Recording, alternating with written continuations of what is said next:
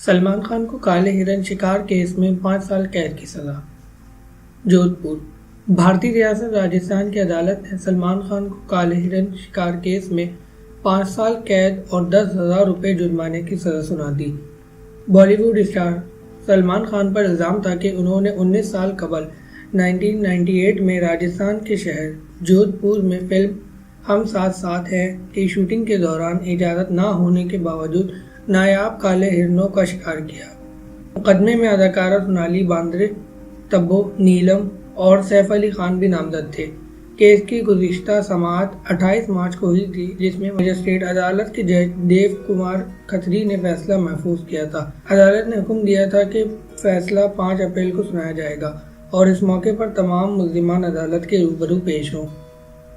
بعد ازاں سلمان خان کو میڈیکل چیک اپ کے بعد جودھ پور کی سینٹرل جیل منتقل کر دیا گیا، جبکہ جودھ پور کے DIG جیل کا کہنا تھا کہ سلمان خان کے ساتھ عام قیدیوں والا سلوک رکھا جائے گا، جبکہ سلمان خان خود بھی کسی قسم کی خاص رعایت نہیں مانگی، یہاں تک کہ الگ سے پانی کی فرمائش بھی نہیں کی۔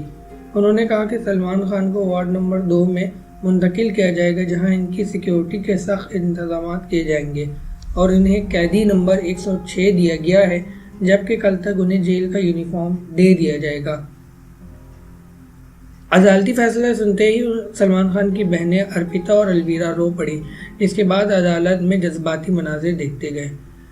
سماعت کے دوران جج نے ریمارکس دیتے ہوئے کہا، سلمان خان آج جیل کی روٹی کھائیں۔ دوسری جانب سلمان خان کی جانب سے ضمانت کے لیے درخواست دائر کر دی گئی ہے، جس پر کل صبح 10:30 بجے سماعت ہوگی، لہذا سلمان خان کو ضمانت ملنے تک پوری رات جودھ پور سینٹرل جیل میں گزارنی پڑے گی۔